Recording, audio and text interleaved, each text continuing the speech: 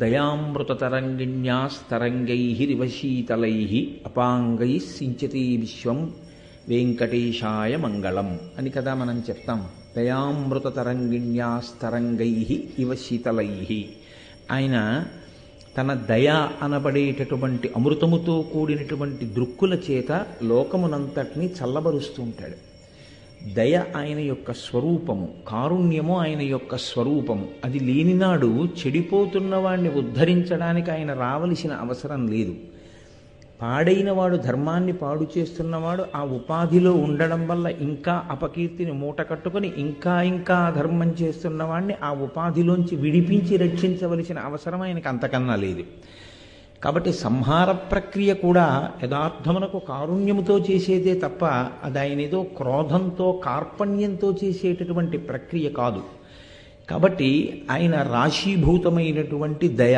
అటువంటి మహానుభావుడు పడుకునున్నాడు. పడుకునున్నాడు అన్న మాటని మీరు కొంచెం జాగ్రత్తగా అర్థం చేసుకోవాల్సి ఉంటుంది. అది తామసిక నిద్ర కాదు. అది అనేకమైన విషయాల్ని మనకి లోకంలో సంకేతిస్తూ ఉంటుంది. ఎప్పుడు శ్రీమన్నారాయణుడు శేషపాన్పు మీద పడుకుని ఉంటే అమ్మవారు పక్కన పడుకుని కానీ లేకపోతే ఏ వక్షస్థలం దగ్గర కూర్చుని కానీ ఎన్నడూ దర్శనమివ్వదు.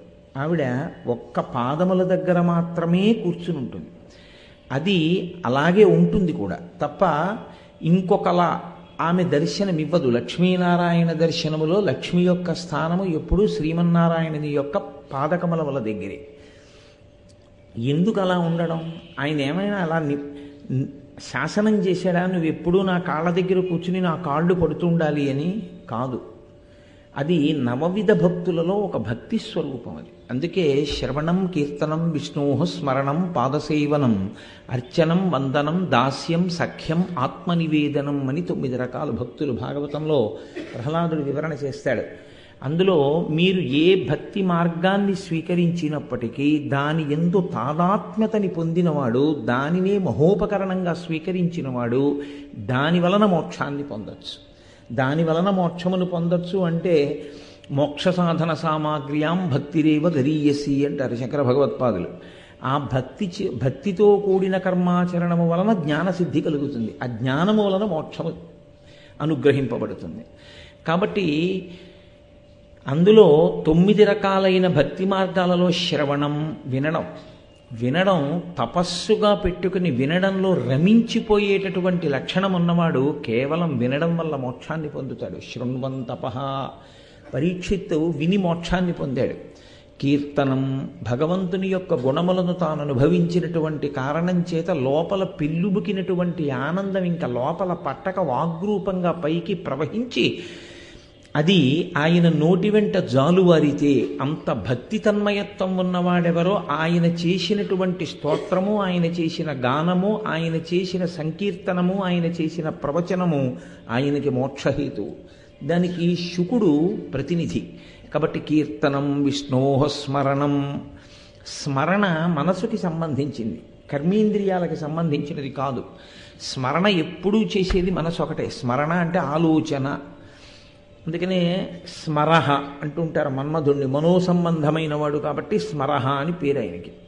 స్మరుడు.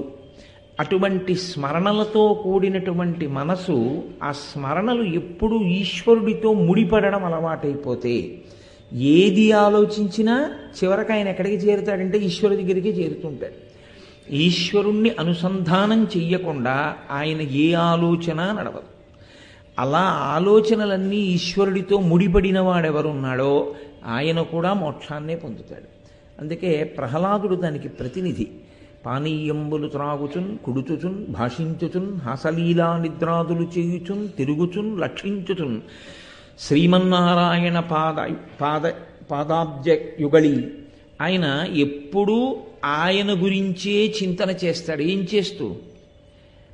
నీళ్లు తాగుతున్నా, తింటున్నా, తిరుగుతున్నా, కూర్చున్నా, లేచినా, ఏం చేసినా ఆయనకి ఎప్పుడు భగవంతుడే జ్ఞాపకానికి వస్తుంటాడు. జ్ఞాపకానికి వస్తుండడం కాదు, ఆయన మనసు ఎప్పుడు అలా ఈశ్వరుడితో స్మరణ పెనవేసుకుంటుంది. దాహం రూపంలో లోపల నీరైపోయిందని అడిగినవాడు ఈశ్వరుడు కదా అంటాడు. లేకపోతే ఇందులో నీళ్ళు అయిపోయాయని మనకేం తెలుసు? ఇందులో నీళ్ళు అయిపోయాయని దాహం రూపంలో చెప్తున్నాడంటాడు. దీనికి దాహం వేస్తే మళ్ళీ బయట నీటిగా ఉన్నవాడు ఆయనే అంటాడు. ఆ నీటిని చూసి ఇంత సులభంగా నీరు దొరకకపోతే నా దాహం ఎలా తీరేది, ఈశ్వరుడు ఈ రూపంలో ఉన్నాడంటాడు. కాబట్టి ఆయన దేనిని స్మరించినా ఈశ్వరుణ్ణి. కాబట్టి పానీయంబులు త్రాగుచున్ కుడుచుచున్ భాషించుచున్ హాసలీలా నిద్రాదులు చేయుచున్ తిరుగుచున్ లక్షించుచున్ సంతత శ్రీమన్నారాయణ పాదాబ్జయుగళి సంధానుండై మరచన్ సురారిసుతుడే తద్విశ్వమున్ భూవర. ఆయన ఎప్పుడూ శ్రీమన్నారాయణుడి గురించే సంతతము స్మరణ చేయడం వల్ల అసలు ఈ జగత్తుని మరిచిపోయాడు. కాబట్టి స్మరణ భక్తికి ప్రహ్లాదుడు ప్రతినిధి. శ్రవణం పరీక్షిత్, కీర్తనం శ్రీశుకుడు, స్మరణం ప్రహ్లాదుడు. శ్రవణం కీర్తనం విష్ణోహ స్మరణం పాదసేవనం. పరమేశ్వరుని యొక్క పాదములు పట్టడానికి ఎప్పుడూ ప్రతినిధి లక్ష్మీదేవి. అందుకని ఆమె ఎప్పుడూ పాదముల దగ్గర ఉంటుంది. ఏమంటే మిగిలిన వాళ్ళు ఎవరు పాదసేవ చేయరా, లక్ష్మీదేవి ఒక్కతే చేస్తుందా అంటారేమో. దానికి ఒక రహస్యం ఉంది. అలా ఉండడంలో మూర్తి లక్ష్మీనారాయణ మూర్తి ఎప్పుడూ అలాగే ఉండడం వెనక ఒక తాత్విక రహస్యం ఒకటి ఉంది. సరే, శ్లోకం మొదలుపెట్టాను కాబట్టి పూర్తి చేసేస్తాను. పాదసేవనం అర్చనం పృథుమహారాజు, వందనం అక్రూరుడు, అర్చనం వందనం దాస్యం హనుమ, సఖ్యం అర్జునుడు, పాదసేవ సఖ్యం ఆత్మనివేదనం బలిచక్రవర్తి. కాబట్టి 9 రకములైన భక్తులకి 90 ప్రతినిధులు. ఇందులో పాదసేవనం, పాదములు పట్టడానికి లక్ష్మీదేవిని చెప్తారు.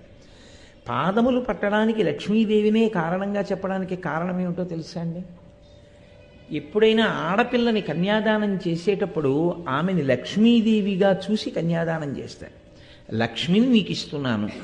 లక్ష్మి తనంత తాను నారాయణుడి సొత్తు, ఒకరు ఇవ్వక్కర్లేదు. ఆమె ఎప్పుడూ నారాయణుడి సొత్తే. ఆమె ఆయననే చేరుతుంది. ఆమె ఆయన కొరకే ఉద్భవిస్తుంది తప్ప అసలు ఆయన కొరకు కాకుండా అన్న ఆలోచన ఉండదు అక్కడ. అందుకే ఆ పిల్లకి ఈడపిల్ల కాదు, ఆడపిల్ల. అక్కడ ఆయన కోసం ఈడ పుట్టింది. నన్ను తరింప చేయడానికి ఇక్కడ పుట్టి అక్కడికి చేరుకుంటోంది. చేరుకుని ఆయనని అనువర్తించి పాతివ్రత్యంతో నన్ను అత్తవారిని కూడా తరింప చేస్తుంది.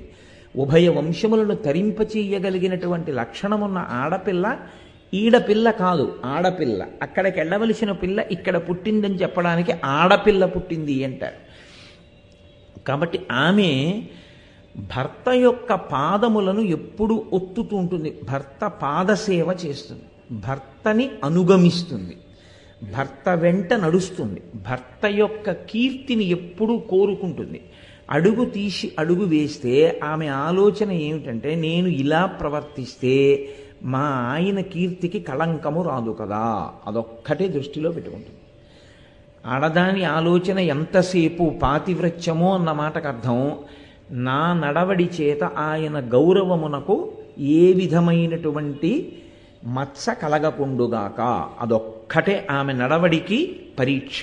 అలా ఆలోచించి అడుగు వేస్తుంది. అలా ఆలోచించి అడుగు వెయ్యడం పాదములను పట్టుకోవడం. అలా ఉంటే తప్ప సంసారం అన్న మాటకి అర్థం ఉండదు. ఏదో అర్థం పర్థం లేని మాటలు ఒడ్డును కూర్చుని ఎన్నైనా చెప్పచ్చు, కానీ ప్రతి చోట కూడా ఒక మర్యాద అని ఒక మాట ఉంటుంది. ఆ మర్యాద యందు ఎవరో ఒకరికి ఒకరు లొంగి ఉండడంలో, ఒకరిని ఒకరు అనువర్తించడంలో ఈ సమాజము అభ్యుదయాన్ని పొందుతుంది.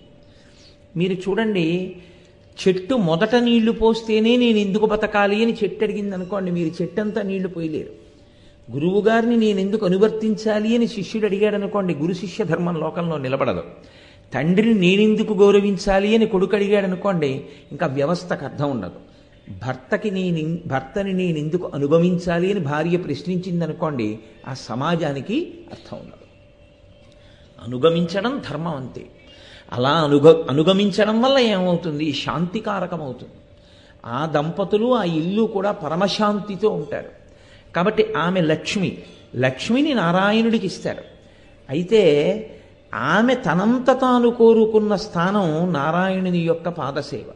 నారాయణుడు ఆవిడికి ఇచ్చిన స్థానం గుండెల్లో. ఆయన కాదు పాదముల దగ్గర పెట్టింది, ఆవిడ కూర్చుంది. ఆవిడ మహాపతివ్రత కనుక, నిత్యానపాయని కనుక ఆమె ఆయన పాదముల దగ్గర ఉంటుంది.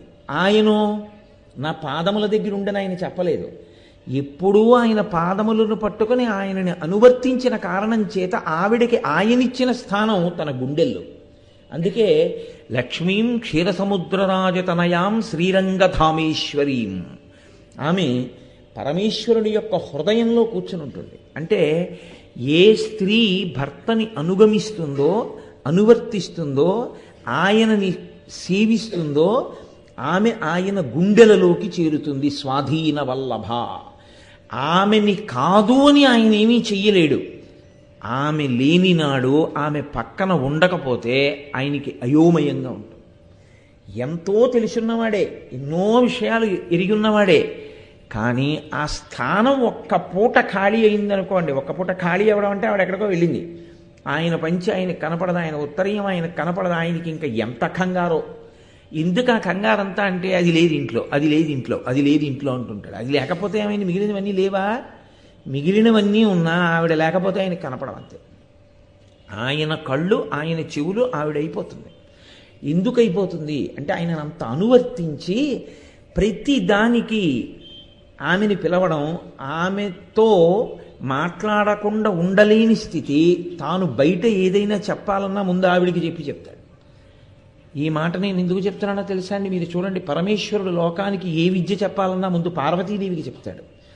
పార్వతీదేవి ద్వారానే లోకానికి ప్రకాశిస్తుంది తప్ప ఆయన పార్వతీదేవిని కాదని లోకానికి చెప్పడు.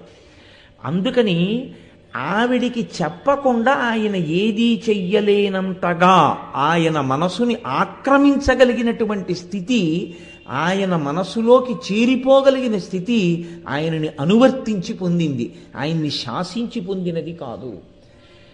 ఇప్పుడు మీరు ఒక విషయాన్ని బాగా గుర్తుపట్టాలి. జరగబోతున్నటువంటి విషయాన్ని సంకేతిస్తున్నారు.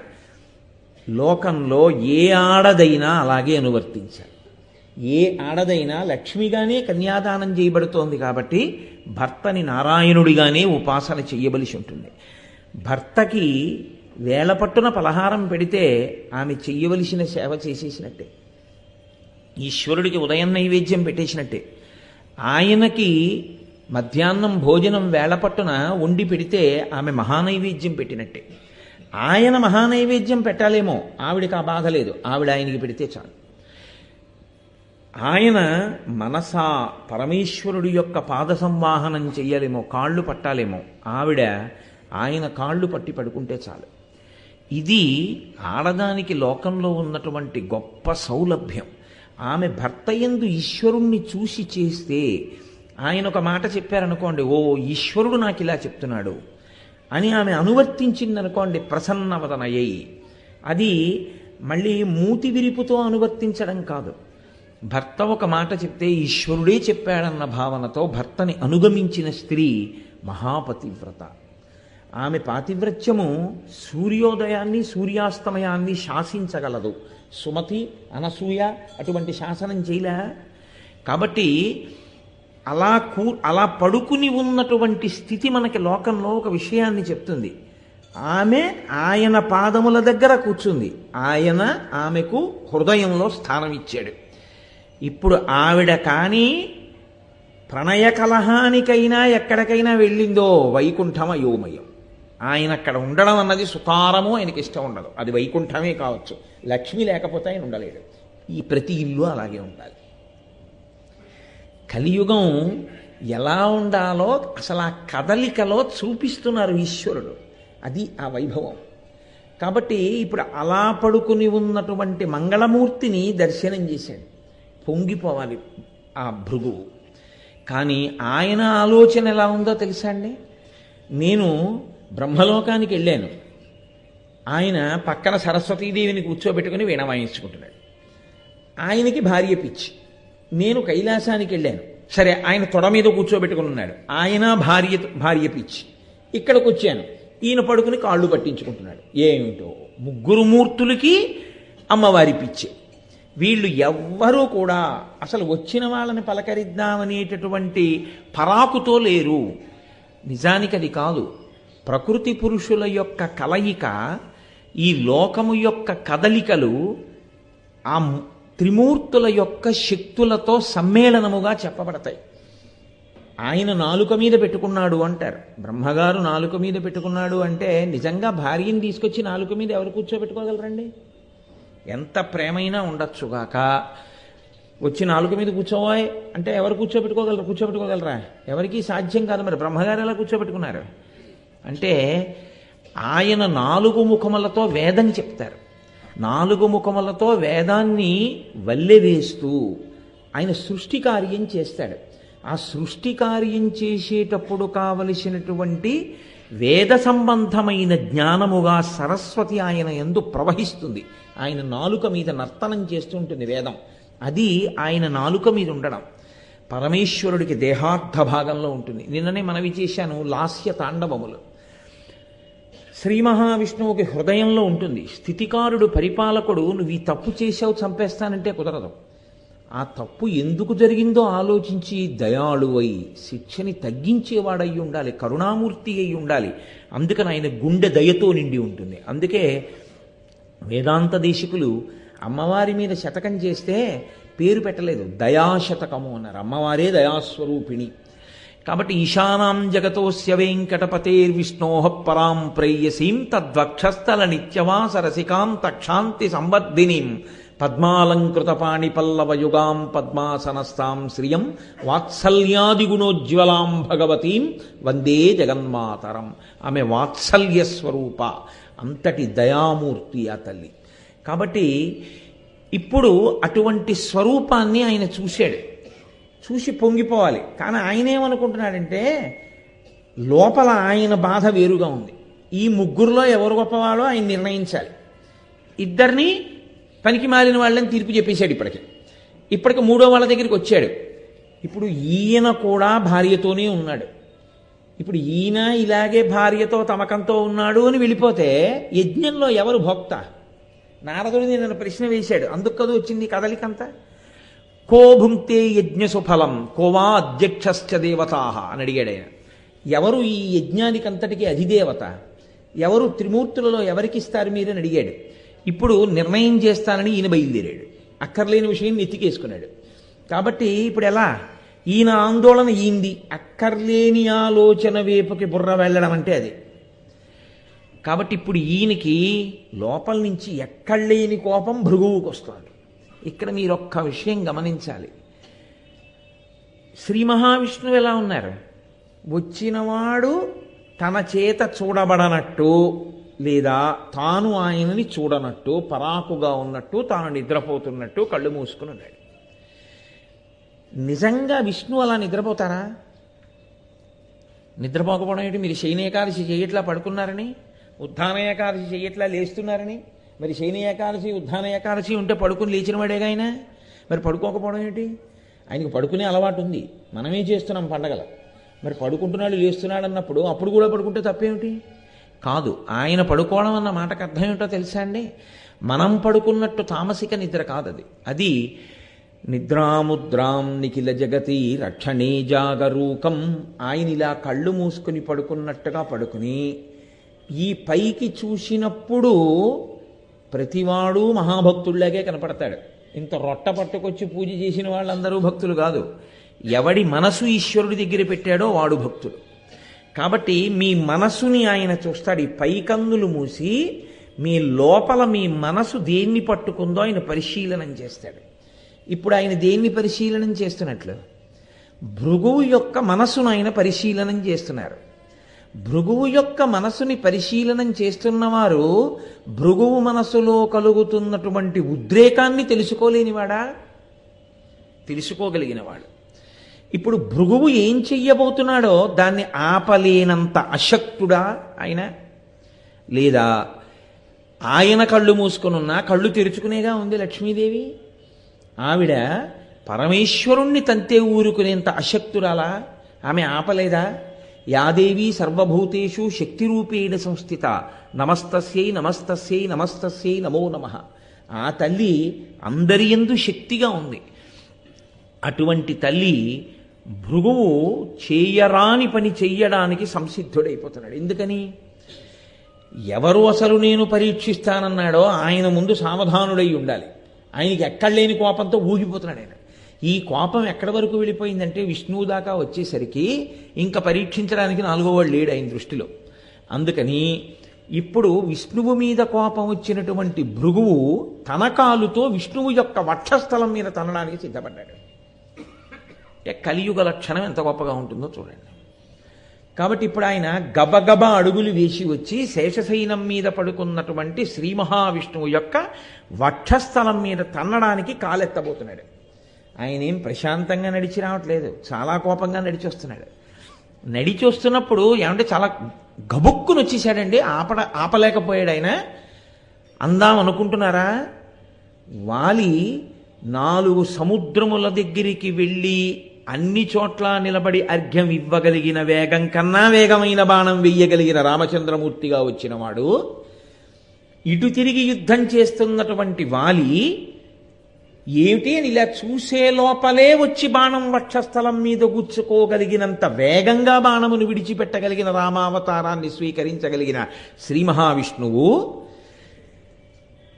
ఆ ఉత్తరాగర్భంలోకి అశ్వత్థామ విడిచిపెట్టినటువంటి ఆగ్నేయాస్త్రం వెళ్ళి లోపల ఉన్న పిండాన్ని చెనకి చంపేస్తుంటే ఆమె కడుపు గోడ లోపలికి ఆ పిండానికి మధ్యలో ఒక ఉల్లిపొరకాయితం పెట్టడానికి వీలైనంత చోటు మాత్రమే ఉండి ఇంకా అది ఇలా తగలడానికి అంత వేగంగా ఒక అస్త్రం వెడుతుంటే అది తెలుసుకుని ఇలా గుర్రబండి పట్టుకుని ఎక్కుదామనుకున్నవాడు అలాగే ఉండి ఒక్క క్షణంలో ఉత్తరాగర్భంలోకి వెళ్ళి ఈ పిండానికి అస్త్రానికి మధ్యలో నిలబడి అస్త్రాన్ని తాగగలిగినంత వేగం ఉన్నవాడికి ఈ సమస్త లోకాల్ని సంకల్పం చేత ప్రళయజలములయందు ముంచి రావాకు మీద పడుకుని తేలియాడగలిగినటువంటి శక్తి స్వరూపుడికి పరిగెత్తుకొస్తున్నటువంటి భృగువు యొక్క వేగాన్ని నిగ్రహించగలగడం పెద్ద కష్టమా? ఆయన చెయ్యలేడా ఆ పని? స్థాణువగుదువుగాక అని సంకల్పం చేశాడనుకోండి, అలా ఉంటాడు ఆయన. ఆయన ఏం కొత్తగా చేయక్కర్లేదు, ఇప్పుడు ధనుర్బాణాలో శంఖచక్రాలో ఏం పట్టుకోక్కర్లేదు. అటువంటి శ్రీమన్నారాయణుడు ఆయనే సామాన్యమైన వ్యక్తి. పోని తెలుసుకోలేనివాడా? అంత గబగబా వస్తున్నాడు, నాకు నమస్కారం పెట్టడానికి వస్తున్నాను అనుకున్నానండి అందాం అనుకుంటున్నారా? కురుక్షేత్ర సంగ్రామం అంతా అయిపోయిన తర్వాత రథం మీద తాను కూర్చుని సారథిగా అర్జునుడి వంక తిరిగి వెనక్కి, అర్జున నువ్వు రథంలోంచి కిందకి దిగిపో, నువ్వు కిందకి దిగి గాంధీవం తీసేసుకో, రథంలో నీ సంబారాలు ఏమున్నాయో అవన్నీ తీసేసి కింద పెట్టేసుకో, కింద పెట్టేసుకున్న తర్వాత ఇంకా లోపల నీకు సంబంధించినవి ఏవి లేవు అనుకున్నాక చెప్పు, అప్పుడు నేను దిగుతాను, లేకపోతే ఉపద్రవం స్మా అంటే అర్జునుడు గాంధీవం, అక్షయ బాణతోణీరాలు, గదలు, కత్తులు అన్నీ తీసి కిందికి దింపేసి తాను కూడా కిందికి దిగి దూరంగా వెళ్ళి నిలబడి ఆఖరికి పతాకం మీద ఉన్నటువంటి హనుమ భూతగణములతో కలిసి ఆయన కూడా వెళ్ళిపోతే చిట్ట చివర రథం మించి కృష్ణ భగవానుడు ఆ పగ్గాల్ని ఇలా వదిలిపెట్టేసి ఒక్కసారి కిందకి దిగగానే రథం భగ్గున మండిపోయింది. మహాభారతంలో మండిపోతే అర్జునుడు ఆశ్చర్యపోయి, బావా అదేమిటి రథం ఇప్పటిదాకా కాలకుండా ఎలా ఉందన్నాడు. ఈ రథం యథార్థానికి కర్ణాదులు విడిచిపెట్టినటువంటి అద్భుతమైనటువంటి అస్త్రముల చేత ఎప్పుడో కాలిపోయింది. కానీ అలా కాలిపోతే అందులో ఉన్నటువంటి నువ్వు కూడా కాలిపోతావని ఇన్నాళ్ళు కాలకుండా దీని నుంచి కురుక్షేత్ర సంగ్రామం పూర్తయిపోయిన తర్వాత శత్రువుల్ని నిశ్శేషంగా సంహరించిన తరువాత ఇప్పుడు ఈ రథం తగలబడిపోయినా పర్వాలేదని నేను కిందకి దూకాను. నేను దిగితే తప్ప అది కాలడానికి వీల్లేదు, నేనున్నంత కాలం అది ఉండవలసింది. నేను కూడా నిన్ను భద్రంగా దింపి అన్నీ దింపేసి నేను దిగిపోయాక అది కాలిపోయింది, అది కాలకుండా నేను దాని మీద కూర్చుని కాపాడాను అర్జున అన్నాడు. ఇన్ని తెలుసున్నవాడు గబగబా వస్తున్నటువంటి భృగువు ఎందుకు వస్తున్నాడో తెలియనివాడా? మరి ఎందుకు ఉపేక్షించినట్లయినా? ఇది కదలిక. కదలనట్టు, తెలియనట్టు, ఆయన ఎరుకలోకి రానట్టు కదలక పడుకున్నవాడిలో నిజమైన కదలిక ఉంది. ఏ కదలికో తెలుసా అండి? అది వెంకటేశ్వరావతారంగా రావడానికి సంబంధించిన మొదటి కదలిక. అక్కడుంది అసలు కదలికంతా. కానీ అది పైకి దొరకదు ఆ కదలిక. ఆయనని అనుమతిస్తే ఆయన వచ్చి తంతే తప్ప ఒక కారణం ఏర్పడదు తాను కదలడానికి. ఈ కారణం తర్వాత ఇంకా మిగిలిన కారణాలు రావాలి. ఈ కారణములలో మళ్ళీ కలియుగంలో ఉండేటటువంటి లక్షణం ఏమిటో తాను పైకి మాట్లాడకుండా కలియుగంలో ప్రజలు పాటించవలసిన ధర్మాలేమిటో బోధ జరిగిపోతుండాలి. ఇన్నిటిని ఏకకాలమునందు ఆయన ఆవిష్కరించారు. కాబట్టి ఇప్పుడు ఈయన గబగబా కాలిత్తి అక్కడికి వెళ్ళి ఆ పడుకున్నటువంటి శ్రీ మహావిష్ణువుని ఒక్క తన్ను తన్నారు వక్షస్థలం మీద. తన్నగానే ఆ గుండెల మీద అరికాలుతో తన్నినటువంటి ఆ తాపుకి తెలివొచ్చిన వాళ్ళే లేచాడు. లేచి ఒకానొకనాడు సీతమ్మ తల్లి యొక్క వక్షస్థలం మీద కాకాసురుడు గాఢ వేసినంత మాత్రం చేత కోపాన్ని పొందిన రామచంద్రమూర్తి తాను పడుకున్నటువంటి ప్రదేశానికి పక్కనున్న దర్భాసనంలోంచి ఒక దర్భ తీసి బ్రహ్మాస్త్రాన్ని అభిమంత్రించి విడిచిపెట్టగలిగినటువంటి వాడు వెంకటేశ్వరావతార ఆవిష్కరణ సమయమునందు ఎలా లేచాడో తెలుసా అండి? ఉద్ధాయ వినయాన్ వితౌ, అతి వినయంతో లేచాడు. ఇది అసంభవమైన విషయం. ఎందుకో తెలుసా అండి? మీరు నిజంగా నిద్రపోతున్న వాణ్ణి గుండెల మీద దండారనుకోండి, వాడు ఉలిక్కి పడలేస్తాడు తప్ప మహావినయంతో లేవడం కుదరదు. కానీ మీకు అందులో ప్రయోగించిన భాషని బట్టి ఆ కదలిక వెనక ఉన్న రహస్యం మీరు అర్థం చేసుకోవాలి. ఉద్ధాయ వినయాన్ వితౌ. ఎందుకో తెలుసా అండి ఆ వినయం? తన్నిన భృగువు మీద అంత ఆదరణ ఏమిటి? కాదు. కలియుగంలో భగవన్మార్గంలో నడవాలి అనుకున్న వాడికి ఉండేటటువంటి పరీక్షలు అన్నీ ఇన్ని కావు. సాధారణంగా భగవన్మార్గంలో నడిచేవాడికి దొరికే మొదటి కితాబ్ ఏమిటో తెలుసా అండి? మీరు పిలవకపోయినా వచ్చి పక్కన చేరి పొగుడుతాడు. 3 రోజులు అవదు, మీ వెనక్కి చేరి రాళ్ళేస్తాడు. నిన్ను సేవింపక నాపదల్పడవని నిత్యోత్సవం బబ్బని జనమాతృండనని సంసారమోహంబు పైగొనని జ్ఞానముగల్గని గ్రహగతుల్ కుందింపని మేలు వచ్చిన రాణి లోకుల్ నంగని మెచ్చని ఎలుగని లోలోన నిందించని చీకాకున్బడని మహాత్ముడని జేలొగ్గని మూకీభావమునంతిట్టని త్రోయని మీ కారుణ్యము కలిగి ఉండినను అంతే చాలునో శంకర. భగవన్మార్గంలో నడవగలిగినటువంటి వాడికి కలియుగంలో గొప్ప ఓర్పు అవసరం. ఆ సహనం లేదనుకోండి, ఆయన ఆ సహనాన్ని కోల్పోయాడు అనుకోండి, ఆ ఓర్పు పోయిందనుకోండి, అసలు కలియుగంలో ఈశ్వరుడి పాదాలు పట్టుకుందామనుకున్న వాడికి వచ్చేవన్నీ పరీక్షలే. అసలు కలియుగం అంటేనే ఓర్పు ఉండకపోతే ఎక్కడైనా పడిపోతాడు. అసలు ముందు పడగొట్టేది ఇది, కోపం తెప్పించి పడగొట్టిస్తుంది. కాబట్టి కలియుగంలో ఉండేటటువంటి స్థితిని ఎలా ఎదుర్కొనాలో ఆయన మనకి చూపిస్తున్నాడు. సహనం సహనం సహనం, ఓర్మితో ఉండడమే. నువ్వు తిరగబడి కలియబడి సాధించేది కలియుగంలో కాదు. ఇతర యుగాల్లో అయితే ధనుర్బాణాలు పట్టుకోవచ్చు, చంపేసేయచ్చు. కలియుగంలో వచ్చిన ప్రమాదం ఏమిటో తెలుసా అండి? ఉపాధి చేత మనుష్యులు రాక్షసులు తెలియరు. అది కలియుగానికి ప్రథమ లక్షణం. మిగిలిన యుగాల్లో ఉపాధి చేత తెలుస్తారు, ఈయన మనుష్యుడు ఈయన రాక్షసుడు తెలుస్తారు. కలియుగంలో మనుష్య శరీరమునందు రాక్షసుడు ఉంటాడు. రాక్షసులు వేరే ఉండరు. వాడు ఈ శరీరంలోనే కూర్చుని పైకి మనుష్యుడిలా కనపడుతుంటాడు. వాడు చేసేవన్నీ రాక్షస కృత్యములే చేస్తుంటాడు. కాబట్టి ఎంతమందిని మీరు తెగటారుస్తారు? ఎలా తెగటారుస్తారు? కుదరదు. కాబట్టి ఈ యుగంలో మనుష్యుల్ని కలిపురుషుడు ఎంత తొందరగా పాపంలో ముంచుతాడో పరమేశ్వరుడు అంత దయాళువై ఆ పాపంలోంచి ఉద్ధరించి, పాపం నుంచి వాడంతట వాడు బయటికి వచ్చే శక్తిని కృప చెయ్యగలిగిన వాడై వచ్చి నించోవాలి తప్ప అసలు ఆయన నేను పాపులను చెనకుతానన్న మాట కలియుగంలో అంటే అసలు బతకడానికి ఒక్కడో ఉండడు. ఎక్కడో కోట్ల మందిలో ఒక్కడు ఉండాలంతే. కాబట్టి ఎంత ఓర్పుతో రావలసిన అవతారం ఆ అవతారం. ఎవ్వడూ ఆయన చెప్పిన మాట విని చేసేవాడు ఉండడు. ఎవణ్ణి చూసినా ఆయన చెప్పిన ధర్మాన్ని అతిక్రమించేవాడే కనపడతాడు. ఆయన చెప్పిన శాసనమైన వేదాన్ని తిరస్కరించేవాడే కనపడతాడు. వేదము ఎలా చెప్పిందో అలా బ్రతకని వాడే కనపడతాడు. అప్పుడు ఆయన చక్రం పట్టుకుంటే, అప్పుడు ఆయన శంఖం పట్టుకుంటే, ధనస్సు పట్టుకుంటే అప్పుడు అసలు లోకంలో ఇక మిగలడానికి ఉండరు.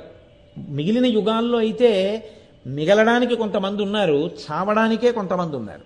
ఈ యుగంలో అసలు మిగలడానికి ఉండేవాళ్ళు ఒకరో ఇద్దరు మిగులుతారు. కాబట్టి ఇప్పుడు ఆయన ఏం చేయాలంటే పరమ ఓర్పుతో నిలబడాలి. నిలబడితే తప్ప ఇంతమందిని ఉద్ధరించడం కుదరదు. కాబట్టి అసలు ఆ కదలికలో మొదట ఆ ఓర్పుని ఆయన సూచించాడు.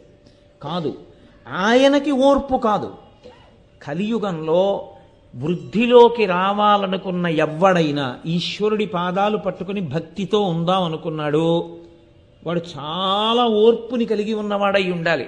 ఆ ఓర్పు లేదనుకోండి, వాడు పడిపోతాడు ఎక్కడో. ఎందుకునో తెలుసా అండి? ఎక్కడ మీకు సన్మానం ఉంటుందో అక్కడే తిరస్కారం ఉంటుంది అని గుర్తుంచుకోవాలి. ఎక్కడ సన్మానం ఉంటుందో అక్కడే మీ అహంకారం పెరగడానికి విత్తనం ఉంది అని గుర్తుపెట్టుకోవాలి. అందుకే లోకంలో చాలా వృద్ధిలోకి వస్తున్నటువంటి పండితుడు, నిస్వార్థమైనటువంటి బ్రాహ్మణుడు ఉంటే వాడిని కలియుగంలో ఎలా పాడు చేయొచ్చు అని అడిగారు. వాడికి ఒక 2-3 సన్మానాలు చెయ్యండి అన్నారు. చేస్తే వాడు పాడైపోతాడు. ఎందుకో తెలుసా అండి? వాడికి మీరు సన్మాన పత్రం ఇచ్చేశారనుకోండి చాలు, వాడు దాన్ని ఇంట్లో ఎదురుగుండా పెట్టుకుని రోజు పైనుంచి కిందకి, కింద నుంచి పైకి చదువుకుని నేను నిజంగా అంతటి వాడిని అనుకుంటాడు. అదొక్కటి చాలు వాడు పాడైపోవడానికి. పోతుందంతే, నా అంతటి వాడిని నేను ఇంకా ఈశ్వరుడు ఎందుకంటాడు. కాబట్టి కలియుగంలో దేనికైనా సహనమే. మీరు చూడండి, నేను ఎందుకు వేదిక మీద కూర్చుని వివరంగా చెప్పాలి? మీరు ఎక్కడికి వెళ్ళండి మీ సహనానికి పరీక్ష ఉంటుంది. ఎక్కడ ఎవరి దగ్గరికి వెళ్ళండి, మాట దగ్గర నుంచి చేష్ట వరకు అసలు క్రమశిక్షణతో సాత్వికమైనటువంటి తీరుతో ఉండేటటువంటి వ్యక్తులు మీకు కనపడరు. ఒక్కసారి తీసుకెళ్ళి ఒకరినో కుర్చీలో కూర్చోబెట్టారో అంతే, ఎంత మార్పు వచ్చేస్తుందో, ఎంత అధికార లాలసో. గజ్జల మల్లారెడ్డి గారి భాషలో చెప్పారంటే, అధికార కామిని గాఢ పరిష్వంగము చేత ఆమె అధరామృతమును తాగి మత్తెక్కి తైతక్కలాడే అధికార బధిరాధములు అన్నాడు ఆయన తోట. అలా అటువంటి స్థితిని పొందేస్తాడంతే అధికారంలోకి వెళ్ళగానే. యుక్తాయుక్త విచక్షణ ఉండదు, ఎవడి ఇష్టం వచ్చినట్లు వాడు మాట్లాడుతుంటాడు. అన్ని చోట్ల మీరు ఓర్మి వహిస్తూనే ఉండాలి. ఆ ఓర్పు మీకు పోయిందో అవతలవాడు కాదు పాడయ్యేది, మీరు పాడైపోతారు. క్షమాదానం, క్షమాయజ్ఞం, క్షమా సత్యం హి పుత్రికాహ, క్షమా యశ, క్షమా సత్యం, క్షమయావిష్ఠితం జగత్ అంటారు వాల్మీకి మహర్షి రామాయణంలో. ఓర్పుయే సత్యము, ఓర్పుయే ధర్మము, ఓర్పుయే యజ్ఞము. అసలు నిజమునకు ఈ జగత్తంతా దేని ఎందుంది అంటే ఓర్పు ఎందే ఉంది. ఓర్పు పట్టలేక ఉద్ధతితో ప్రవర్తిస్తే అయిపోయిందంతే. ఏముందండి, ఇవాళ ప్రపంచం అంతా కూడా the entire world can be destroyed just through the press of a button, అంతే కాదా? ఎక్కడో కూర్చుని ఇలా ఒక బటన్ నొక్కితే ప్రపంచం అంతా వచ్చి బాంబులు పడిపోగలిగినటువంటి వ్యవస్థ ఇవాళ ఏర్పడిపోయింది. ఎక్కడ ఎవరు సహనాన్ని కోల్పోయినా ఈ ప్రపంచ పటంలో దేశాలుండవు, జీవజాలం ఉండదు. కానీ ఇంకా నిలబడగలుగుతోంది అంటే ఎక్కడో ఇంకా సహనం అన్న మాట ఒకటి ఉంది. అది లేకపోతే అర్థమేముంది? మీరు కలియుగంలో గమనించండి, తల్లి దెబ్బలాడిందని ఆత్మహత్య పిల్ల, మేస్టారు కొట్టారని ఆత్మహత్య పిల్లాడు, భర్త దెబ్బలాడారని భార్య ఆత్మహత్య, అప్పులు చేసేసి తీర్చలేకపోతున్నామని కుటుంబం ఆత్మహత్య, లేకపోతే తనకి ఇంకా పెళ్ళవలేదని ఆడపిల్ల ఆత్మహత్య, ఉద్యోగం రాలేదని మగపిల్లవాడు ఆత్మహత్య. ఈ ఆత్మహత్యలన్నిటికీ కారణం ఎక్కడ అంటే సహనము అన్న మాటని కోల్పోవడమే. వాల్మీకి మహర్షి రామాయణంలో ఒక తీర్పు చెప్తారు. కళ్యాణీ పతగాదేయం లౌకికీ ప్రతిభాతిమా ఏతి జీవంతి మానందో నరం వర్ష శతాదపి. మనుష్యునికి 100 సంవత్సరాల వయస్సు, 99 సంవత్సరముల 364 రోజుల 23 గంటల 59 సెకండ్లు కష్టములతోటే బతికినా చిట్ట చివర 107 పూర్తయ్యే 1 సెకండ్లో నువ్వు శుభవార్త వింటావు, నువ్వు అలా ఓర్పుతో ఉండగలిగితే. కాబట్టి ఓర్పు అంత ప్రధానం.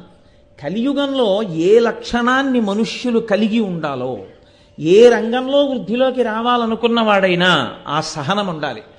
ఆ సహనము మీరు విడిచిపెట్టేశారనుకోండి అంతే. మీరు చూడండి, నేను మీతో యథార్థం మనవి చేస్తున్నాను. వెంకటేశ్వరావతారం అంటే ఏదో తిరుపతి వెళ్ళిపోవడమును, ఆ హుండీలో డబ్బులు వేసేయడం వచ్చేయడం అనుకున్న వాడికి అంతవరకే పనికి వస్తుంది. అది కాదు. వెంకటేశ్వరావతార కదలికలో మీకు ఒక బోధ ఉంది అని మీరు అనుకుంటే మీ జీవితం పండడానికి వెంకటరమణుడు కారకుడు అవుతాడు. మీరు ఈ పొద్దున్నే లేచి ఇలా పేపర్ చదవండి, మీకు ఎంత ఉద్రేకం కలుగుతుందో. మీ సహనాన్ని కోల్పోయేటట్టే ఉంటాయి లోకంలో జరిగే సంఘటనలన్నీ. ఎందుకని? అది కలియుగం యొక్క లక్షణం. ఎక్కడ కోపం ఆవహిస్తుందో అక్కడ ఆలోచన నశించిపోతుంది. క్రుద్ధ పాపం న కుర్యాత్కః క్రుద్ధో హన్యాద్గురుదపి క్రుద్ధ పరుషయా వాచ నరం సాధు నధిక్షిపేత్. ఆ క్రోధం వచ్చిన వాడు గురువుని కూడా చంపేస్తాడు. ఎందుకంటే ఇంకా యుక్తాయుక్త విచక్షణ అన్న హద్దు నశించిపోతుంది ఆ కోపంలో. ఆ కోపంలో ఏం మాట్లాడుతున్నాడో ఏం మాట్లాడకూడదో ఏమీ తెలియదు. యథోరగస్తజం జీర్ణాం సవై పురుషముచ్యతే. ఆ హద్దు దాటకుండా కోపాన్ని అవసరమైతే తెచ్చుకుని, ఓ ఇంతకన్నా నేను కోపధారిని కాకూడదని తన ఒంటిలో పుట్టినటువంటి కుబుసాన్ని తానే విడిచిపెట్టేసిన పాములా తన కోపాన్ని తాను ఒక హద్దు దాటిన తర్వాత ఉంచుకోకుండా విడిచిపెట్టగలిగిన వాడెవడో వాడు ధన్యాస్తే పురుషశ్రేష్ఠాః యో బుద్ధ్యా కోపముద్ధితం నిరుంధంతి మహాత్మానో దీప్తమగ్నిమివాంభస. అగ్నిహోత్రము పెరగకుండా ఆర్పినవాడు ఎటువంటి వాడో, కోపము ప్రజ్వరిల్లకుండా నియంత్రించుకున్నవాడు ధన్యుడు. ఆ ధన్యుణ్ణి పాపం అంటదు. నిన్నటి రోజున మీకు చెప్పాను, పాపం అన్న మాటకు అర్థమేమి? ధన్యుని చెనకలేనిది ఏదో దానికి పాపమని పేరు. ధన్యుడనగా ఎవడు ప్రతి దానికి హద్దు పెట్టుకుంటాడో, చెలియలి కట్ట పెట్టుకుంటాడో, ఆ చెలియలి కట్టని తనంత తానెవడు దాటడో వాడు ధన్యుడు.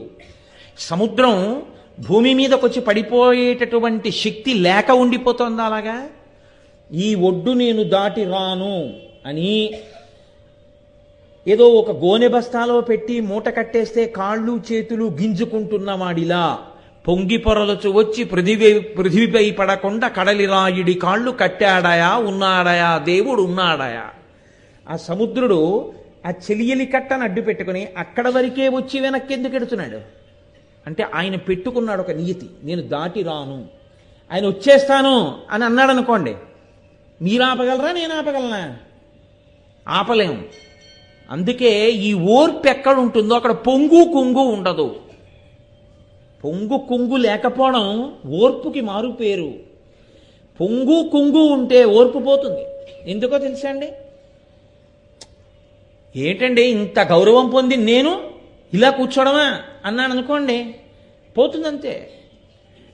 ఏంటండి నిన్న సాయంకాలం ఉపన్యాసం చెప్పినప్పుడు అంత వేదిక మీద కూర్చుంటాను, అన్ని పూలదండలేస్తారు, అన్ని నమస్కారాలు పెడతారు, నేను ఆఫీస్కి వెళ్ళి ఇంకోటికి నమస్కారం పెట్టడమా? నీ పెట్టడం ఏంటండి అన్నాను అనుకోండి, పోయిందంతే నా ధర్మం. ఇక్కడ నేను నమస్కారమును పొందడానికి యోగ్యుణ్ణి. రేపు నేను ఆఫీస్కి వెడితే నా పై అధికారి యందు నేను విష్ణు స్వరూపాన్ని చూడాలి. నాకు ఆయన విష్ణువు. ఆ విష్ణు స్వరూపాన్ని చూసి నేను ముందు నమస్కారం చేయాలి. అప్పుడు నాకు ఇక్కడ పొందిన సత్కారం అక్కడ నమస్కారానికి అడ్డొచ్చింది అనుకోండి, అప్పుడు పోయేదేది? నేను కృతకమైనటువంటి హద్దులు పెట్టుకొని నా ధర్మాన్ని నేను పోగొట్టుకుంటున్నాను. ఎక్కడి ధర్మం అక్కడే. అది తెలియాలి. అందుకే సముద్రం చూడండి, వానాకాలంలో నదులన్నీ చేరుతాయి, పొంగదు. వేసవి కాలంలో నీరంతా సూర్యుడు లాగుతాడు, కుంగదు. ఎప్పుడూ ఒక్కలా ఉంటుంది. పొంగు కుంగు లేని సముద్రం చెలియలి కట్ట దాటదు, ఓర్పుతూ ఉంటుంది. సహనం. ఈ సహనం కలియుగంలో చాలా అవసరం. ఎక్కడ వరకు? చాలా ఓర్పుతో నువ్వు వ్యవహారాన్ని చక్కబెట్టాలి తప్ప ఒక్కొక్కసారి కోపం సాధనంగా వాడాలంతే. కోపాన్ని సాధనంగా వాడి నువ్వు చక్కబెట్టాలంతే. దాన్ని ఆ తర్వాత వెంటనే మనం అనుకున్న పని చక్కబడిపోతోంది, ఇంకా నువ్వు ఆ కోపం పట్టుకోకూడదు, అయిపోయిందంతే. అదొక పనిముట్టు. పటకారం ఎంతవరకు పట్టుకుంటావు? వేడి పాలగిన్ని చేత్తో పట్టుకోలేవు కాబట్టి పటకారతో పాలగిన్నె పట్టుకుంటావు. ఓహోహో పటకారా, వేడి పాలగిన్నెను అద్భుతంగా పట్టినావు, నిన్ను నీ విడిచిపెట్టను, పట్టి విడువరాదు నా చెయ్యిని పట్టుకుంటుటాయి. పటకారం ఎంతసేపు అంటే పాలగిన్ని దింపడం వరకే. కోపం ఎంతవరకు? ఒక ముఖ్య ప్రయోజనాన్ని సాధించడానికి అది ఉపకరణం, అయిపోయింది, అది సాధింపబడింది, దారిలోకి వచ్చేసారు, నువ్వు వదిలేయాలంతే వెంటనే. నేను అదే పట్టుకుని అదే పీక్కుంటూ కూర్చుంటే వాడు బాగుంటారు, నువ్వు వాడైపోతావు. కాబట్టి ఎంతవరకు పట్టుకోవాలో అంతవరకు పట్టుకోవడం చేతనవడం ఓర్పన్న హద్దు చేత నిర్ణయింపబడుతుంది. ఆ ఓర్మితో కార్యసాధన ఎలా చెయ్యవలసి ఉంటుందో కలియుగంలో అధికారం ఉన్నంత మాత్రం చేత సాధించలేరు, ఓర్మితోనే సాధించవలసి ఉంటుంది కలియుగంలో. ఎందుకో తెలుసా అండి? అధికారం ఉందని మీరు చేశారనుకోండి ఉపద్రవాలు వస్తాయి. మీరు ఓర్మితో చేశారనుకోండి, నా బాబు నాకన్నా అంటూ చేసిన వాడే ఉత్తమ అధికారి అవుతాడు లోకంలో. ఇది చెప్పడం అంతటి స్థితికారుడై, అంతటి మహాపరిపాలకుడై, అఖిలాండకోటి బ్రహ్మాండ నాయకుడై, ఈతడఖిలంబునకు ఈశ్వరుండై సకల భూతములలో ఉన్న తాపగలు వాడితడు అంటారు అన్నమాచార్య స్వామి. అటువంటి వాడు ఒక్క శాసనం చేసి భృగువుని శిల కింద మార్చలేక కలియుగంలో ఏది ఉండాలో లోకానికి నేర్పడానికి లేస్తూనే ఉద్ధాయ వినయాన్వితౌ, వినయంతో నిద్రలేచాడు ఆయన. ఆయన నిద్రపోతే కదూ నిద్ర లేవడానికి, ఆయన తంతాడని తెలుసు తన్నించుకున్నాడు. ఎందుకు తన్నించుకున్నాడు? అలాగే ఉంటుంది కలియుగం అంటే. నువ్వు ఓపిక పట్టి సంస్కరించాలి తప్ప శపిస్తూ పోతే లోకంలో ఎవరు మిగలరు. కాబట్టి ఇప్పుడు లేచి ఆయన ఏం చేశాడు? గబగబగబా శేషశైనాన్ని దిగొచ్చి రెండు పాదాలు పట్టుకున్నాడు భృగువి. పట్టుకుని ఆయన అన్నాడు, అయ్యయ్యయ్యో ఎంత పని చేసేశారండి, నన్ను తన్యావయా అని కోప్పడలేదు. వజ్రాధృడతరం విద్ధిమచ్చరీరం ద్విజోత్తమ కిమర్థం తాడితం విప్ర కోమలాంఘ్రితలేనతం అని అడిగాడు ఆయన. వజ్రాధృడతరం విద్ధి, ఈ శరీరం ఉంది చూశారు మహర్షి, ఇది వజ్రం లాంటిది, బహుకఠినం, చాలా కఠినంగా ఉంటుంది. ఎన్ని యుద్ధాలు చేసిందో. ఇది నశించే శరీరం కాదు. మెత్తటి శరీరం గట్టి అయి మెత్తగా అయిపోతుంది, అది ధర్మం. అందుకే పెరిగినన్ని రోజులు శరీరం అంటారు. 50 దాటిన తర్వాత ఇంకా శరీరం అనకూడదు, దేహం అనాలంటే ఇంకా దహింపబడడానికి సిద్ధపడుతోంది.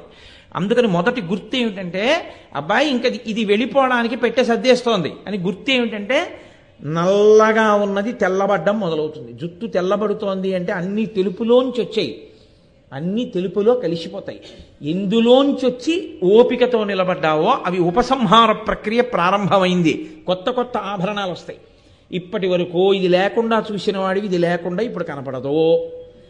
ఇలాంటివన్నీ వస్తున్నాయి అంటే గుర్తు ఏమిటంటే ఉపసంహార ప్రక్రియ ప్రారంభమైంది. ఇందులోంచి వచ్చావో అందులోకి వెళ్ళవలసినటువంటి ప్రస్థానం మొదలైపోయింది. ఒకానొక నాడు అది పూర్తిగా నిర్ణయింపబడిన నాడు ఇది కూడా కదలడం మానేస్తుంది. దీన్ని వాళ్లే పట్టుకెళ్ళి కట్టెలలో పెట్టేస్తారు. దహింపబడుతుంది. దహింపబడే స్వరూపాన్ని పొందేస్తోంది కాబట్టి దేహం అంటారు. పెరుగుతుంటే శరీరం అంటారు. 50 తర్వాత ఇంకా దహనమునకు దగ్గర పడుతూ ఉంటుంది. అందుకని మళ్ళీ మెత్తబడిపోతుంది. పుట్టినప్పుడు కాలు ముట్టుకున్నా, చేయి ముట్టుకున్నా, బొగ్గ ముట్టుకున్నా, గుండెలు ముట్టుకున్నా, పొట్ట ముట్టుకున్నా మెత్తగా ఉంటుంది. దూదిలే ఎలా ఉందో మా అబ్బాయి బొజ్జని ఇలా ముట్టుకుంటే మెత్తగా ఉంటుంది. వాడి పొట్టలో తండ్రి నోరు పెట్టి ఏదో ఊత్తూ ఉంటాడు. ఊతుంటే చప్పుడు వస్తుంది. వాడి కిలకిల నవ్వుతూ ఉంటాడు. ఏది పెద్ద అయ్యాక పెట్టండి, వజ్రంలా ఉంటుంది వాడి కడుపు.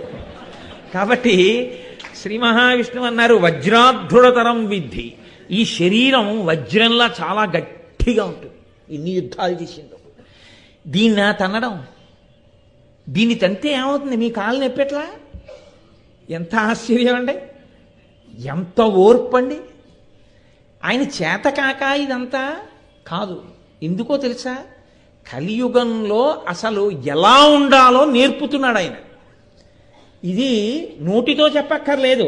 ఆయన అవతారంగా రావడానికి కదిలిన మొదటి కదలికలో చూపించినటువంటి పాఠం ఏదుందో, సందేశం ఏదుందో అది లోకము పట్టుకుని అన్వయం చేసుకోవాలి.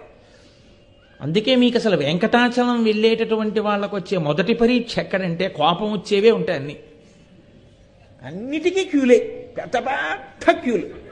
ఇంకక్కడి నుంచి దొంగదారుల కోసం వెతుకులాట. తెలిసినవాడు ఎవడైనా ఉన్నాడా? విఐపి లెటర్లు దొరుకుతాయా? రికమెండేషన్తో వెళ్ళిపోవచ్చా? ఈశ్వరుడి దర్శనానికి రికమెండేషన్ ఏంట్రా?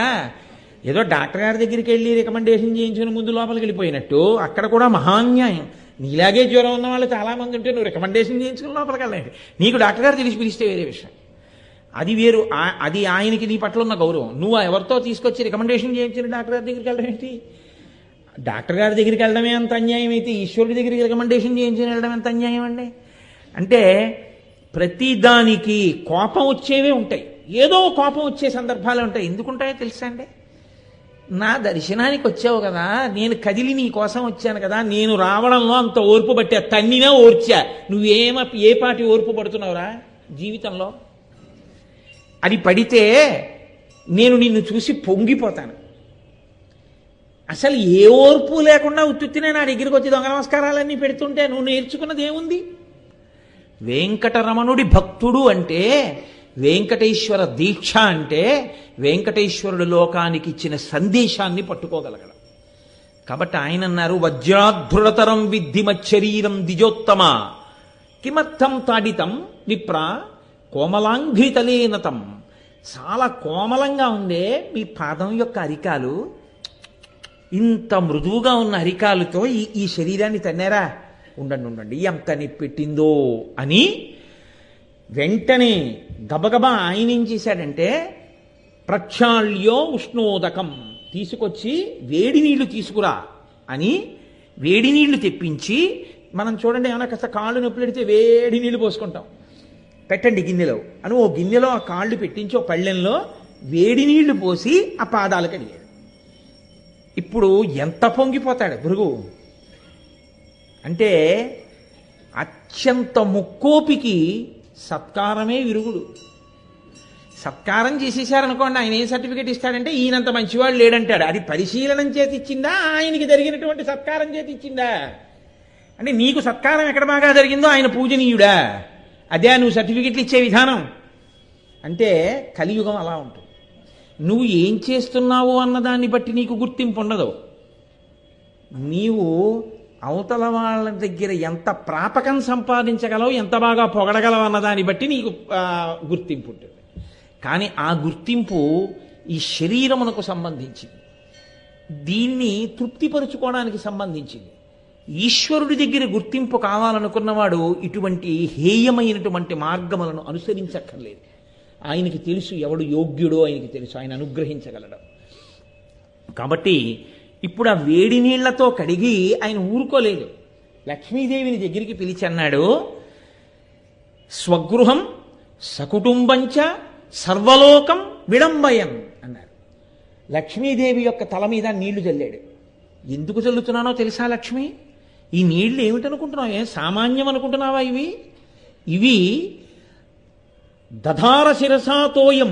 ఆ నీళ్లు తీసి తన తల మీద చల్లుకున్నాడు. పైగా అన్నాడు, విప్రపాదోద్గతం శివం. మహానుభావుడు భృగు అంటే, సద్బ్రాహ్మణుడు, ఆయన పాదములు కడిగిన నీళ్లు, వీటిని తల మీద చల్లుకోవాలి లక్ష్మి అని తల మీద చల్లుకుని, లక్ష్మీదేవి తల మీద చల్లి, కొడుకుని పిలిచి మన్మధుణ్ణి ఆయన తల మీద చల్లి, తన చుట్టూ ఉన్నటువంటి ఆ పరివారం అందరి తల మీద చల్లి, ఆ గిన్నె పట్టుకుని ఏదో ఇంట్లో పుణ్యాహవాచనం చేయించుకుంటే చల్లుకున్నట్టు ఓ ఆవిడి మండోటేసుకుని స్వగృహం వైకుంఠం అంతా ఆయనే చల్లుకున్నాడు ఆ నీళ్లు. ఎంత పొంగిపోతాడండి భృగు! సకుటుంబంచ, తన ఇంట్లో అంటే వైకుంఠంలో తన పక్కన ఉన్న వాళ్ళందరి తలల మీద చల్లాడు. ఎందుకుట? సర్వలోకం విడంబయం, లోకములనన్నిటినీ కూడా ఒక మార్గమును చూపించడానికి, భృగువుకి బుద్ధి చెప్పడానికి తప్ప నిజంగా భృగువు చాలా గొప్ప పని చేసేశాడని కాదు. భృగువుకి బుద్ధి చెప్పడానికి తాను సహనంతో ఉండడం వినా కలియుగంలో మార్గం లేదు. కాబట్టి ఇప్పుడు ఇవన్నీ చేసి ఆ పాదాలు తుడిచేసి చక్కగా ఇలా పడుకోండని ఆ కాళ్ళు ఒత్తినట్టుగా ఒత్తుతూ, ఇంత అహంకారానికి కారణం భృగువుకి అరికాల్లో కన్నుంది. కాళ్ళొత్తుతున్నట్టుగా ఒత్తుతూ అరికాలులో ఉన్న కాలు తన బొట్టన వేలితో చిదిమేశాడు. అప్పుడు భృగువుకి బుద్ధి వచ్చింది. సరే, అది వేరు మాట. ఈయన అప్పుడు గబగబా కిందకెళ్ళి శ్రీ మహావిష్ణువుని అందరూ ఆరాధించవలసినదే అని ఒక తీర్పు చెప్పారు. ఆ యజ్ఞం అక్కడ పూర్తయిపోయింది. ప్రధాన ప్రయోజనం ఏమిటి? స్వామి కదిలి రావాలి వెంకటేశ్వరుడిగా. స్వామి కదిలి రావడము అన్న మాట యందు మీరు ఒకటి గుర్తు పెట్టుకోవాలి. ఆయన మీకు అనుగ్రహించడము అంటే ఆయన గుండెలలో దయ కదలాలి ముందు. దయ అన్న భావన కదిలిందనుకోండి, మీకు ఉపకారము అన్న క్రియ తర్వాత కనపడుతుంది. ఇప్పుడు నాకు ఏదో ఒక ఉపకారం కావాలి, నేను మా అధికారి దగ్గరికి వెళ్ళి, అయ్యా నాకు ఈ ఉపకారం చేసి పెట్టండి అని అడిగాను. ఇప్పుడు ఆయనకి నేను చెప్పిన పరిస్థితులను విని ఇతనికి ఉపకారం చెయ్యవలసిందే అని నా యందు దయ ముందు కలిగిందనుకోండి, నేను కోరుకున్న ఉపకార రూపంలో ఆయన సంతకం పెట్టో ఆర్డర్ ఇస్తారు కదండి. ముందు దయ గుండెల్లో కదలాలి. దయ గుండెలలో కదిలితే వెనక ఉపకారం అన్నది కనబడుతుంది. వెంకటేశ్వరుడు కదలాలంటే ముందు ఆయన దయ కదలాలి. ఆయన దయ కదిలితే తప్ప, ఆయన కారుణ్యము కదిలితే తప్ప ఆయన కదలడం ఉండదు. ఎప్పుడు భావన యందు ముందు కారుణ్యము కదులుతుంది. దయ కదిలితే ఉపకారం అన్నది మీకు ఒక రూపంగా పైకి కనపడుతుంది. ఎవరినో చూశారు, ఆయన మంచి కళ్ళ డాక్టర్ గారు, తన కారు కిందే పడిపోబోయింది ఎవరో ఒక అమ్మాయి. గబగబా దిగొచ్చి ఏమమ్మా అలా వచ్చావు అన్నారు. సార్ నాకు కళ్ళు లేవు సార్ అంది ఆవిడ. అంతే, ఆయనే కళ్ళ డాక్టర్ గారు, ఆయనకి దయ కలిగింది. ఇన్ని ఆపరేషన్లు చేశాను, పాపం ఇంత చక్కగా ఉంది ఈ పిల్లకి కళ్ళుంటే ఎంత బాగుండేదో అనిపించింది. కూర్చో కారులో తీసుకుపోయిన ఆపరేషన్ చేసేసాడు. కళ్ళు వచ్చేసి, కళ్ళొచ్చేయడం ఆయన దయకి ఫలం. అసలు ముందు ఆయన దయ కదలాలి కదండి, గుండెల్లో ఆయన దయ కదలాలి. గుండెలలో ఉన్న దయ కదలడం అమ్మవారు కదలాలి. ఆవిడే కదా దయాస్వరూపిణి. ఆవిడ ముందు కదిలితే తప్ప లోకానికి ఒక పాఠము రాదు. వెంకటేశ్వర అవతారము కాబట్టి ఆవిడ ఒక చిత్రమైన ప్రతిపాదన చేసింది. భృగువు వెళ్ళిపోగానే ఆవిడింది, స్వామి నేను నిన్ను ఎప్పుడూ ఆలింగనం చేసుకుంటూ ఉంటాను. నేను ఆలింగనం చేసుకునేటటువంటి స్థలం నీ వక్షస్థలం. నీ వక్షస్థలం నా వక్షస్థలంతో రాపాడబడితే దాన్ని ఆలింగన సుఖము అంటారు. పుత్రగాత్ర పరిష్వంగము కన్నా సుఖము ప్రపంచమునందు లేదు అని. కొడుకుని కౌగిలించుకోవడం అంటే కొడుకు యొక్క గుండె, కొడుకు యొక్క వక్షస్థలం తండ్రి యొక్క వక్షస్థలానికి పూర్తిగా తగిలేటట్టుగా ఒకరినొకరు కౌగిలించుకోవడం. అలా కౌగిలించుకుంటే ఒక గొప్ప సంతోషం ఉత్పన్నమవుతుంది. ఒక కొడుకుని తండ్రి కౌగిలించుకున్నట్టు నేను నిన్ను ఆలింగనం చేసుకుంటూ ఉంటాను భర్తవి కనుక. నేను నిన్ను ఆలింగనం చేసుకోవడము అనేటటువంటి నా తృప్తి స్థానము నీ గుండె.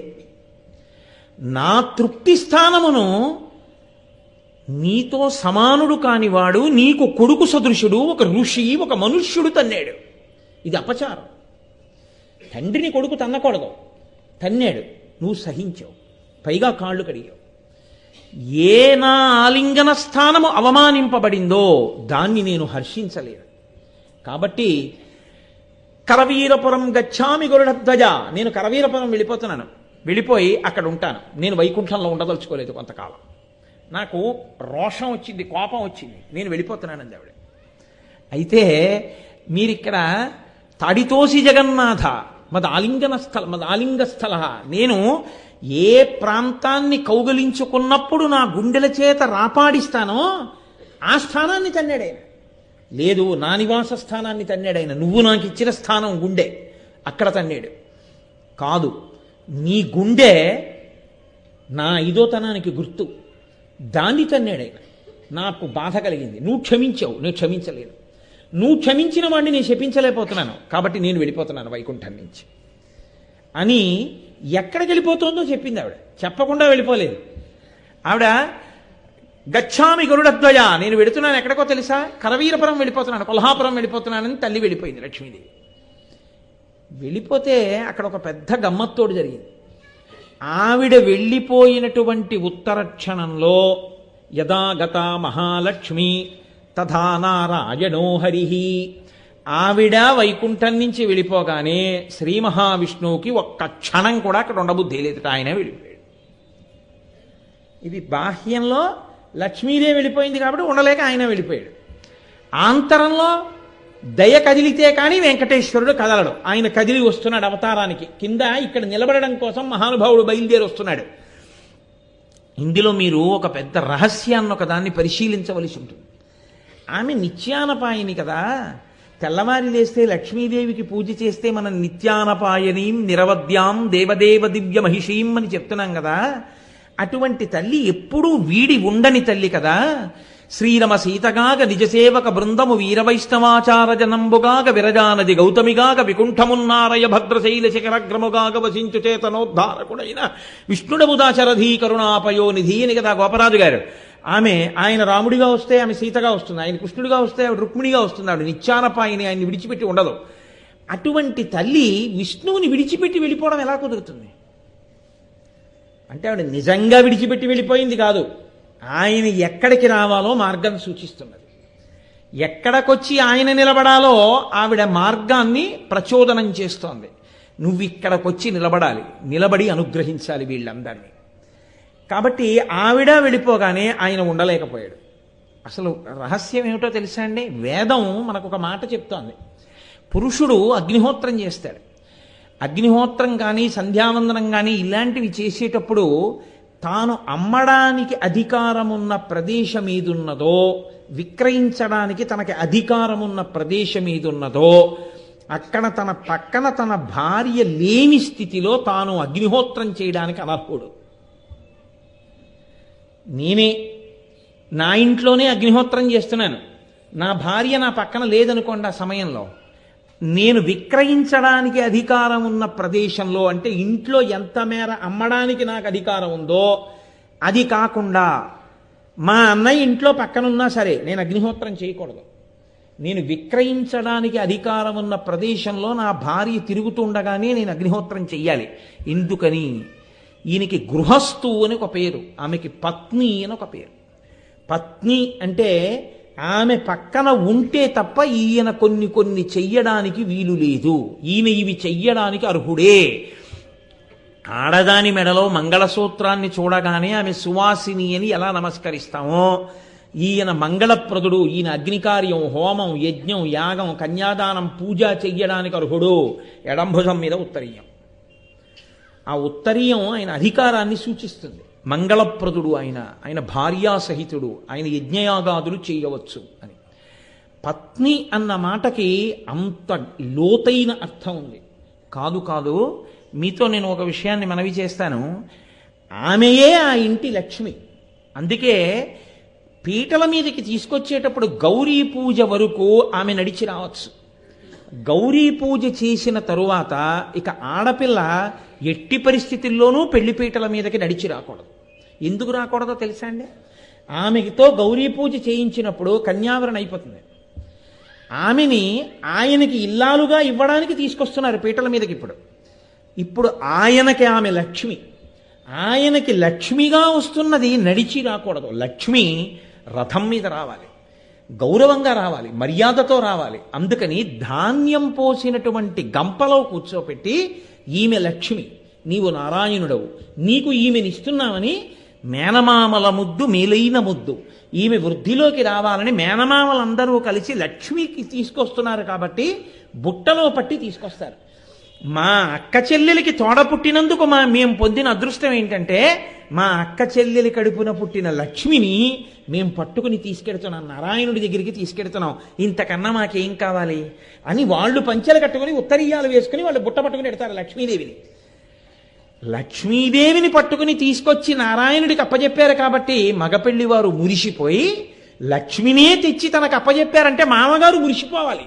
తనింటికి లక్ష్మీదేవి వచ్చింది కాబట్టి ఎక్కడో పుట్టిన పిల్ల ఇక్కడికి వచ్చింది, ఇంటి పేరు వదిలేసింది, వంశం వదిలేసింది, గోత్రం వదిలేసింది.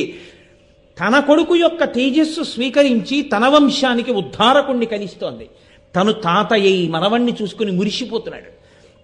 ఇన్ని తరాలు చూశానని తాతగారు అని పిలిపించుకుని సంతోషపడిపోతున్నాడు.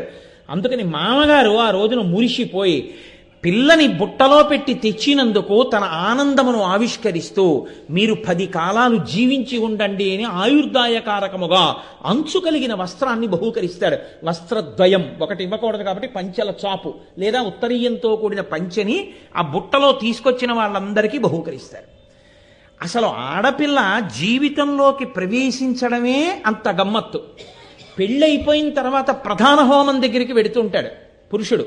వెళ్ళేటప్పుడు భార్యని తీసుకెళ్లేటప్పుడు ఒక మంత్రం ఉంటుంది, ఆ మంత్రం చెప్పి తీసుకెళ్ళాలి. ఏమని తీసుకెడతాడో తెలుసా అండి? నీవు స్వామిని అయి నడిచిరా అంటాడు. అంటే హోమం చేయడానికి ప్రధాన హోమం రాత్రి ముహూర్తం అయితే రాత్రి చేసేస్తారు ప్రధాన హోమం.